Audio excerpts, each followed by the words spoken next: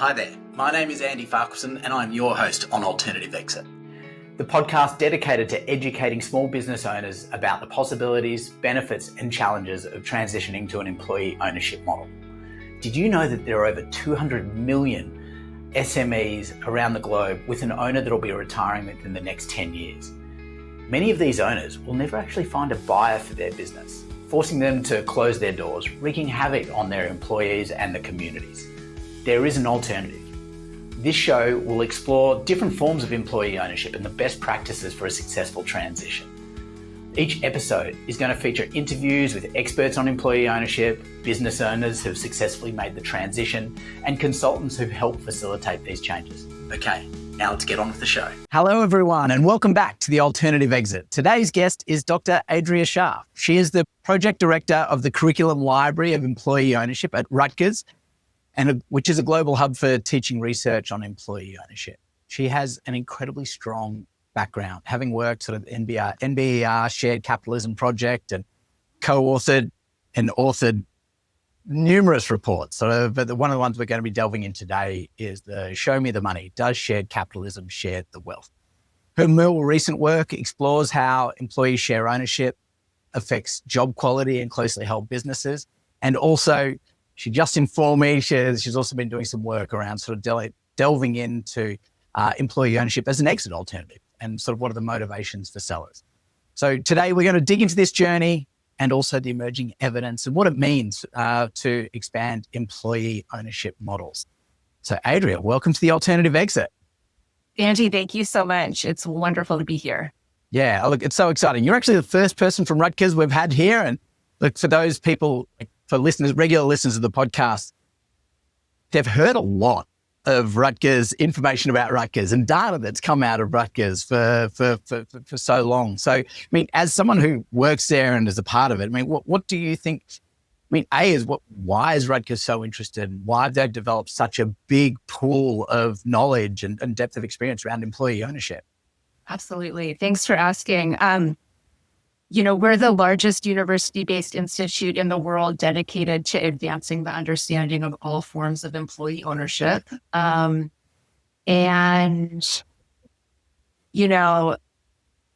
think we see ourselves as field contributors. And I think, it's a very important moment at least in the United States, in the national conversation about employee ownership. The idea is really entering the public consciousness to an unprecedented degree.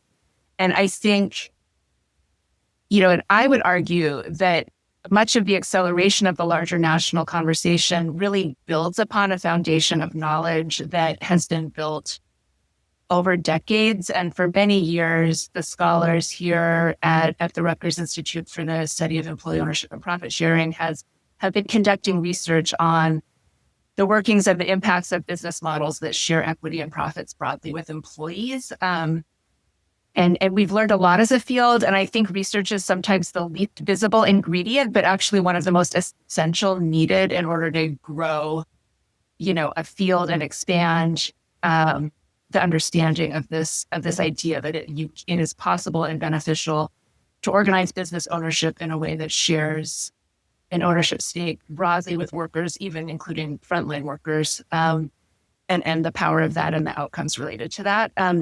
So I think, the Institute was founded by my colleague, Dr. Joseph Blasi, who is a very serious social scientist who's done tremendous historical work on this area, economic work on this area, together with his colleague, Doug Cruz. And I think very early, they realized that there was something empirically that they were observing in the data that was very powerful about these models.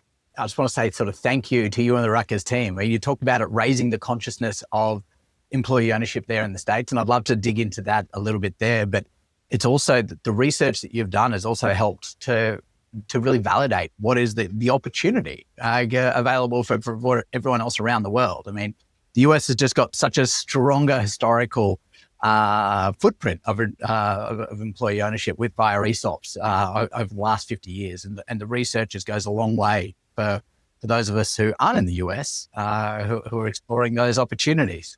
But you did mention that employee ownership is entering the consciousness of the US. What and the research is obviously a key part of that, and it really sort of validates a lot of the conversations. But what do you think is the driver of that sort of increasing consciousness of employee ownership? Yeah, I mean, I think there's some macro structural trends and political dynamics at play there, in addition to all of the efforts of the field, both our efforts at Rutgers, but the many other countless partners and wonderful organizations in the employee ownership field working to raise awareness. But I think underlying it are some trends, including obviously the dramatic increase in wealth inequality. And there's two sides of that. There's the concentration of wealth on the top end, but the flip side of that is what I call sort of a crisis of wealthlessness, where you have so many millions of people, including working people, who are struggling to build even a minimal cushion of retirement wealth to secure for their own and their family's retirement security. And just a thirst, in particular in the US context. I know other countries have other approaches to retirement security, but a real thirst to find ways to share the opportunity to build a cushion of wealth with more working people, that is driven in part by just the reality of our wealth inequality dynamics in this country. And then second, there's been overall a pattern of something like you could call wage stagnation. It varies depending on income tier, and it's more nuanced than that. But if you look over time, wages have not really kept up with inflation, and the gains of productivity have not translated into real increases in workers' wages. So you have that trend as well. There's the trend of the silver tsunami, and a topic near and dear to your heart of exit, the fact that so many aging baby boomer business owners are now facing the reality that it's getting close to time to exit or retire and needing succession plans. And they're seeing this encroachment by private equity. Many profitable businesses will get an offer on the table, sometimes a very generous offer from an external outside investor type of buyer. And many business owners are thirsty for a broader menu of options that will both provide for their liquidity needs, but also balance their other values, including the needs of the workers, their desire to see the business continue after they depart, et cetera. And worker ownership really checks a lot of those boxes. In addition, worker ownership in this incredibly, politically divided moment happens to be a rare sort of island of bipartisan consensus in the U.S. context. I was in a Senate committee hearing this summer that was positively a bipartisan love fest at this moment of intense political divide. So rare. So rare and so remarkable that this idea of broadening ownership within businesses is an area of common ground across a very wide ideological spectrum. So I think all of those really cool. Well, a lot of those macro trends that you talked about, a lot of them are sort of talking about just a real sort of challenge of the haves versus the have-nots. And I think that the transition towards employee ownership still requires some benevolence from the haves to the have-nots, right? We're still requiring, potentially, and this is something I'd love to get into as you talked about some of the work that you're doing as the motivations of the sellers. You alluded to that people are looking for more, values-based aligned exit rather than just maximizing their returns. But still, there are some exits to employee ownership that may not be the most commercially best offer, but obviously offer a lot more. What is your research telling you about the motivations for why people are looking towards this route? It's so interesting. And I'm wrestling with that precise question. And in fact, right now with some colleagues, I'm working on a study looking at the motivations of sellers who choose to sell to their workers through an ESOP as opposed to pursuing another strategy. And we're getting such a mix. We're doing deep dive interviews. We've interviewed 24 business sellers who successfully sold to their employees, transitioned ownership of the business that they had owned to their workers.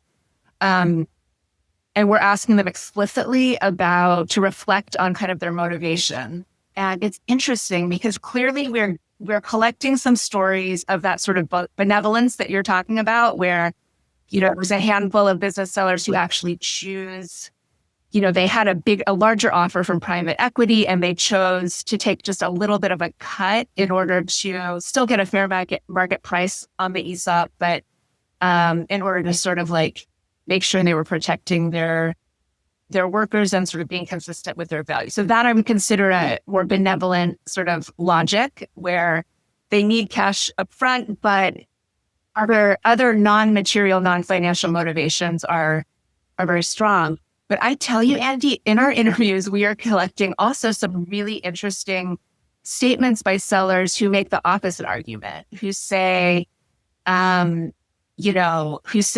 selling to an ESOP is as good a deal or a better deal than many of the other options. And the people who are telling us that are thinking about financial success a little bit broader, in the sense that one gentleman we interviewed said, you really need to have a broader conception of risk, he said. He also talked about the risk of clawbacks, that you can have a sell to an external buyer, but then there's a clawback on the price. He talked about being so relieved that before COVID, he had not sold to an outside investor. He would have then faced a terrible, likely clawback. Instead, he sort of retained ownership, managed very well through the pandemic as a result of the loyalty of his employees, and then sold to an ESOP. And he made a really strong case to us in the interview that, in fact, the ESOP sale was just, in strict cost benefit, like rational terms, a more sort of rational, economically rational pathway. In addition, in the US, of course, there's some tax benefits that can add to the mix. Equation too. You get the tax. I mean, there's also some amazing tax benefits in the UK there. But I think the part of it, when I talk about benevolence, I also see it on two sides. Okay, so there's obviously the financial element, which was debunked by this interviewer, like this exiting owner. But then there's the other side of the effort, the effort required to drive a proper cultural transition towards employee ownership, because it's not. If you sell to a private equity firm, they're probably going to be able to come in. They're going to drive that value creation strategy that's going to enable that company to get there, and obviously put your clawbacks at risk, but also potentially give your upside a real opportunity. But if you're going to sell to an ESOP, often you're the one that needs to drive that, to ensure that you're putting in the right sort of cultural frameworks to ensure that the ESOP get that traction and the leadership is managing in the appropriate way. Like there still is a strong... there is a strong choice that's enabling you to potentially be doing more work, right? And so that's why I saw that there's two sides to that benevolence coin, but that's the example that you shared. They're probably already super engaged, like with their employees. Like it sounds as though like that was just core to how they're running their business. I think that is so true. I do hear that again and again, that it's often business owners who already have a really strong ethos of a high performance, high road, kind of high job quality work environment, and they built that, and then employee ownership is most consistent with those seeds that they've already planted. And so yes, I've seen that same pattern that you're naming, and also consistent with what you just said. Interestingly, a couple of years ago, I did a small study that just produced a research brief looking at barriers to ESOP adoption. So in that earlier research, I sought out and interviewed sellers who have been very interested in selling to an ESOP. They were excited ideologically about the idea. They had walked several steps down that path. Some actually had already done a feasibility study and worked with advisors, and then they opted against an ESOP sale, and they chose another pathway. And for some of those cases, the folks who sort of jumped off the pathway did really emphasize the need for cash up front, and emphasize more, I would say, the kind of financial trade-off questions. And for some of them, the effort required, I think, didn't sort of outweigh their need for cash up front, and they chose a different pathway, if that makes sense. Yeah, I think I think those people. This is also the flip side as well. Like you see those people who the cash up front's the most important piece, rather than their team, have probably typically been underinvesting in their team. They're not investing in those cultural sort of efforts and challenges that are going to create that high performance culture and that sort of employee first ethos, which I find always a really weird and tricky conundrum for people. And so, I think just to your point about I mean, all this discussion about exit is sort of like underpinning it is this question of like, why are there so few employee ownership models relative to kind of the size of the business economy? And part of what my antenna is up for, I'm trying to get a sense in my own research for kind of the potential not just in terms of numbers. We know that a large number of business owners currently are over 55, approaching retirement, but trying to get a sense underpinning that for like how many business owners out there are willing to make that sort of what you call a benevolent calculation to go through the effort of employee ownership transition. And I can't say that I have a definitive answer to that question, but I will say that throughout all of my interviews, I'm really struck that for the owner of a business, deciding how and to whom to sell their company, while liquidity needs are often central, it's always more than a financial calculus, and when contemplating a sale, business owners are weighing definitely price, timing, liquidity, but a lot of other values. And I suspect that there are many more sellers out there who have the commitment to their workforce, who would undertake the effort to do an employee ownership transition, like if that option were presented to them as part of the regular menu of pathways that is available. And so many times in my interviews, I hear stories from owners who were searching for an alternative to a sale to an outside buyer. And it was almost just happenstance. It was that they happened to go to a workshop or they happened to have an advisor who happened to know about an employee ownership exit. But my sense, more anecdotally than in terms of actual systematic research, is just that the issue of awareness, the issue of training up advisors to be knowledgeable and familiar with these employee ownership pathways is really key, and that there's much more potential out there than is being actualized. I 100% agree on that awareness piece. I mean, in my last business, we were trying to do employee ownership, and we were sort of creating our own structure and sort of running down this pathway. And we're also looking at, hey, look, what are the different exit options that we've got there? And to be honest, if we hadn't known that there was an opportunity to be able to do this, now we probably weren't a good fit for an ESOP, but we could have been a great fit for a US EOT, or we could go on a purpose trust route. There's a number of different avenues which could have been fantastic and provided the exit, but just that lack of awareness was huge. So kudos to you and the work that you guys are doing at Rutgers to be able to sort of bridge that gap and at least fuel that gap with amazing research. But if we just sort of move the conversation a little bit now, and I think I want to sort of talk a little bit more around that synergy between high trust culture and EO, because a high trust culture, sort of we talked about there with the high performing as well, right? There's these. Building these cultures is often just great business. Right? Everyone's aspiring to just build these high trust cultures. I mean, what are you finding is the sort of link between these high trust, high performance cultures and employee ownership?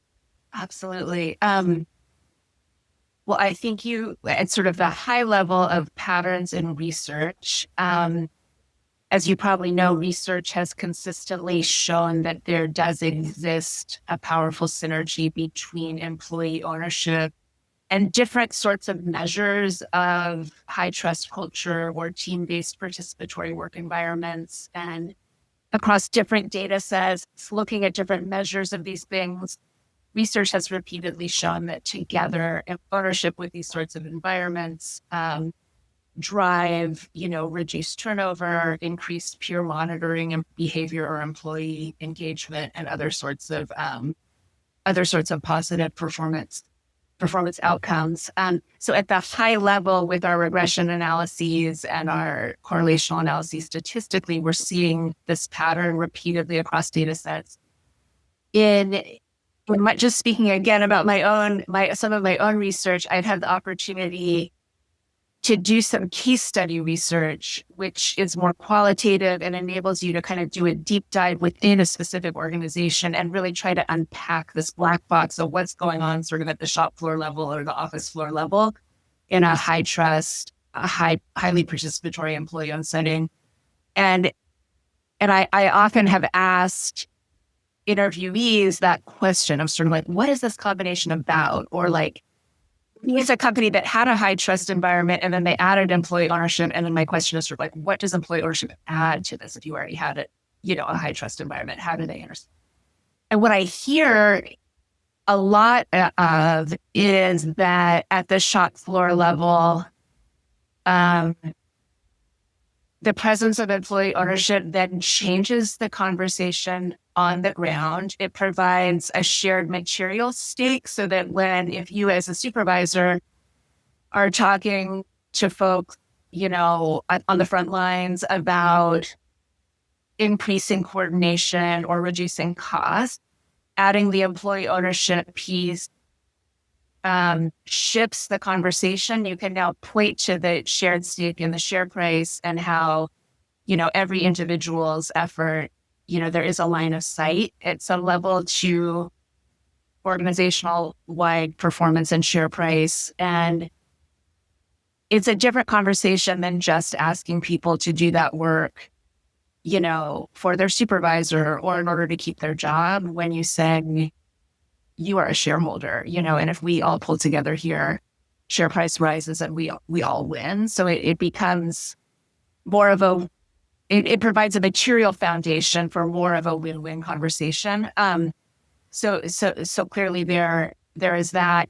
You often find that employee-owned businesses do adopt some degree of financial literacy training or financial transparency, which is really helpful too when you have employees looking at the profit and loss statement and sort of being able to really understand the different dashboard measures and how they are driving performance of the whole, and then how their particular role contributes to that.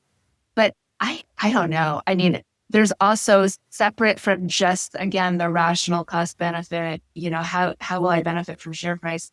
I mean, there clearly is a virtuous cycle between employee ownership and high trust, and just the generation of community collective norms. More trust means more willingness to share information horizontally, means more desire to show up every day and be there with your team who you actually care about. And there's something independent of the economic dynamic that is happening in many of these companies that has to do with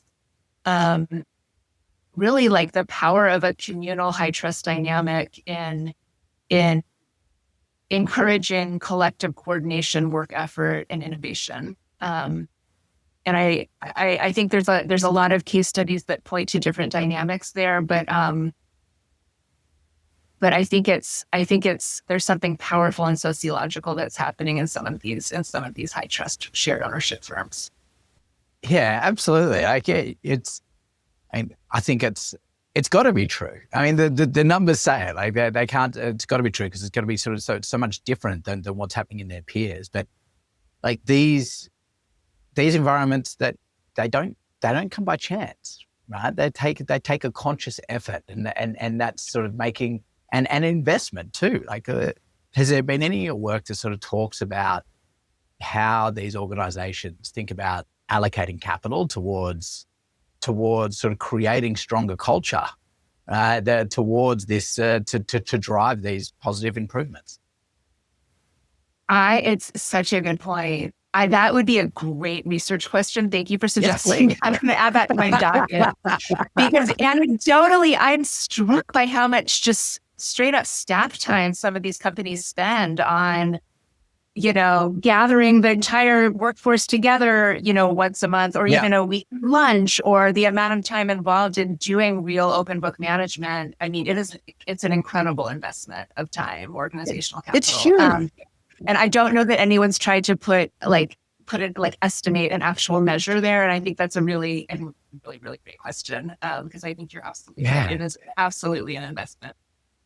Yeah, because that it's and then they say that then that synergistic dynamic ends up growing the pie for all. So you're investing on the front end, increase productivity, and then everybody sort of lifts the boat together. I mean, it intuitively makes sense. For believers, it's an easy pitch, but for those people who are are skeptical and go, well, great, like why investment here is like, I'm not going to see that for 18 to 24 months. Now, admittedly, an employee-owned vehicle or company has a much, like they've got a longer horizon than other companies. And so I think that sort of might enable them to be able to change that. But yeah, I don't know, you just see it time and time again. People are actually like, they're making, say, for example, an investment in AI. Great. Well, they're happy to spend the money on the tech because it makes it's a nice and easy switch, but they're struggling to invest in the change management required to enable people to be as effective with that. And I think that probably aligns to the investment towards employee ownership too, right? People are investing in the transaction, but not in the post. I don't know. Do you think that's why maybe you've seen sort of a bit of sort of flat growth in ESOPs sort of in the US where they're a little bit slow, or the opposite could also be true, that these ESOP companies are great companies and good and attractive acquisition targets? In terms of the growth, we've had a small uptick in the in the ESOP creation rate, and yes, if you also include sort of acquisitions, there in fact has been a significant expansion of the ESOP sector. In terms of the question of investment in capital, it's interesting. Like in my interviews, and I've done a lot of interviews with sellers on the question of whether, again, like why they didn't sell to an ESOP or why they did. Somehow the question of capital investment in the culture has not come up or has not been named as much. And I'm not sure exactly why that is. It might be that business owners at the beginning of the process don't really realize how much investment is necessary. Then they kind of get down the pathway and then they realize how important that factor will be to engage their employees. It sometimes they go 5 years post-transaction. It's where's the impact? I was promised all these changes. Yeah. Why didn't it happen? It's so true. Yeah. And I have a close colleague, Ginny Vanderslice, who's a wonderful field practitioner who's rallying cry about consider culture earlier in the transition process and the power and the potential of doing that. So she's an advocate for that. Absolutely. Well, I've had a couple of her colleagues on the podcast as well. So I'll put a link for Alex, and oh my God, he's going to hate me for doing that. But yeah, who was also one of the other colleagues was on the web pod. So I'll link those shows in the notes. Okay. So we talked a little bit about ownership as an exit solution. What are sort of the challenges, opportunities for that? Like the synergy between high trust culture and EO. Let's talk a little bit more about like coming back to that social impact, that social good. Like how does what's been that connection between broad-based ownership programs and employee wealth? Could you walk us through some of sort of the key findings that you've seen and how this improves outcomes for workers? One of the most consistent findings across time has been related to the wealth impact of ESOPs. And I'm separating out ESOPs specifically because it is such a unique model. There are also really interesting conversations to be had about worker cooperative structures and wealth and financial security, as well as broad-based equity compensation, wealth and financial security. We know the most about ESOPs, and we know that ESOPs do a uniquely powerful job of building wealth for workers. In ESOP companies, long-term employees of all wage levels and rank, including low and moderate wage workers, which is very important. When they're in a successful growing ESOP, they can accumulate considerable sums of wealth in their ESOP accounts. Nationwide, the average ESOP account holds about $165,000 per employee participant, according to the Department of Labor data. That, of course, is a very rough average. The amount that any given employee will accumulate depends on a number of different factors, including the strength of the underlying business itself. And while there are certainly, you hear examples of billionaire truck drivers and millionaire grocery store workers who become very wealthy through their ESOP if they stay for a very long time and share price rises. Those are very rare cases. They're unusual. Typically, the sums that any given worker accumulates is more modest. But the bottom line is that employees who participate in ESOPs of every wage level and demographic group accumulate substantially more retirement wealth than other similar employees, and really experience a degree of economic security, again, on average, that is unusual. And again, the key with the ESOP is tenure. Like an employee who, works at an ESOP just for a couple of years likely won't benefit so much. And again, there's a lot of different variables.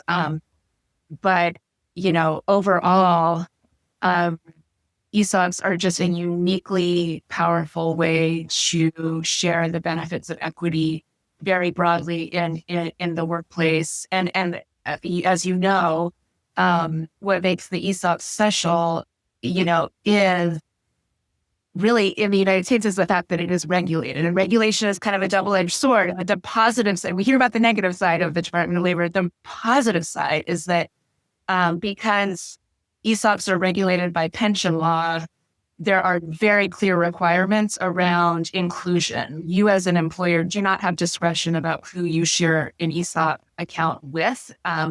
You have to have a non-discriminatory allocation formula. There are rules around every employee who works more than 1,000 hours a year, is eligible.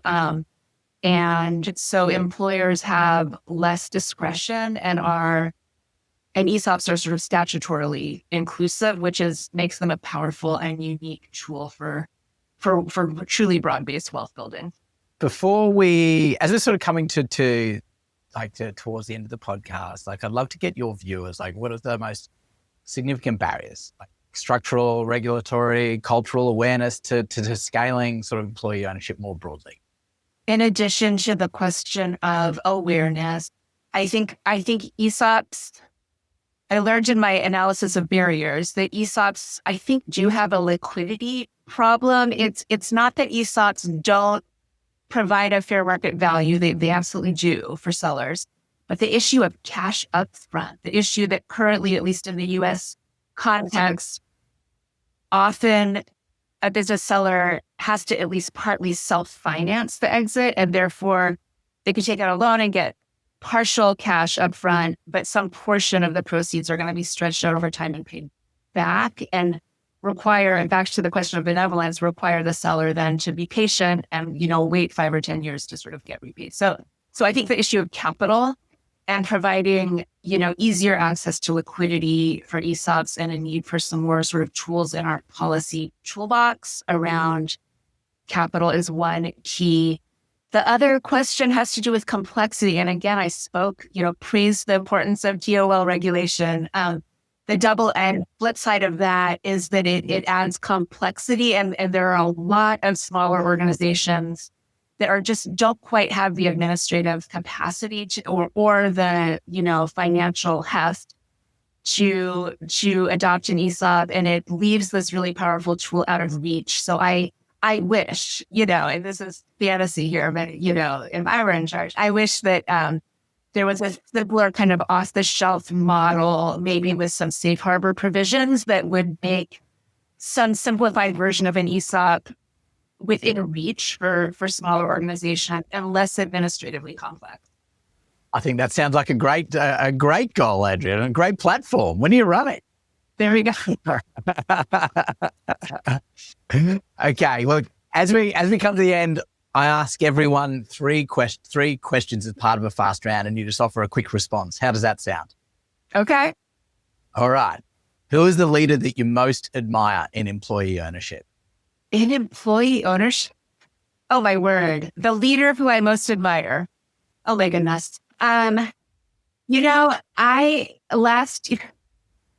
last year, that's the first person who comes to my mind. Last year, I had the opportunity, actually earlier this year at the Employee Ownership Ideas Forum, I organized a panel on worker ownership models in the health and care sector. And I had a speaker who fortunately joined that panel. Her name is Terrell Cannon, and she's a longstanding leader in a Philadelphia-based home care cooperative that is a really powerful model of workplace democracy. It's called HCA. And so her name is Terrell Cannon, and she just articulated in this panel so clearly the power of a truly worker-centric, high road worker cooperative model that was just represented something so different from the kind of more exploitative models that we find in the home care, direct care sort of sector, that I felt like her words really pointed to like the potential of something truly different in the sector. And so I appreciated kind of her leadership and like, I don't know, like shining light down like a potential different, much higher road pathway in that sector. So Terrell Cannon, as you love me. Great. Now, that's a new one for us and definitely a target for us to chat to in the pod as well. So what is your favorite resource on employee ownership? My favorite, say that again. Favorite resource on employee ownership? Words on employee ownership. Oh gosh. Not to cheat the Rutgers horn again, but I have to say we have this wonderful website called CLEO. It's at CLEO.rutgers.edu. It's a completely free, very large library of teaching and research materials related to employee ownership that we maintain just kind of like in service to the field. So it's a free, we try to make as much on there fully accessible and easy to download as possible. So I have to say our CLEO library is probably my go-to resource. Obviously, it's a great thing to share. No, it's all good. And then the final one is, what would you say to a business owner who is sitting on the fence regarding a transition to employee ownership? Go for it. Now, I would point to the data, like, and all of the different quotes and examples we've collected from business owners who we asked to reflect after the fact, thinking about their decision to adopt employee ownership. And so many times we hear from people, at the time I was on the fence and I wasn't sure, and the first 6 months were challenging during the transition. But looking back 5 years or 10 years later, that selling to my employees was absolutely the best decision I ever made in my life. And just the profound satisfaction they get now in their retirement, just knowing that they made a choice that preserved the jobs of their workers, enabled them to fully cash out, and then set their company that they had invested in building for so many years on a trajectory for continued success. Makes retirement taste a whole lot sweeter. I love it. Awesome. Adria, thank you so much for your time. If people want to sort of follow your story, learn more about you, where can people go? Sure. I have a LinkedIn and my email is also publicly available. It's just my first and last name with a period, adria.scharf@rutgers.edu. But I absolutely invite anyone who's interested in our work at Rutgers or in my work to be in touch. Thank you so much, Andy. No worries. I'll put a link in your show notes. And look, thank you so much for your time, your sharing, and obviously all your effort and leadership with regards to this research. It makes life a lot easier for the rest of us. And appreciate you. Thank you for joining us on the Alternative Exit. My pleasure. Thank you so much. We hope you enjoyed this episode. If you want to continue learning about employee ownership as an alternative exit, head across to abettermonday.me for additional links and resources. You can also make sure to subscribe or follow along in your favorite podcast app, and be sure to leave us a 5-star review.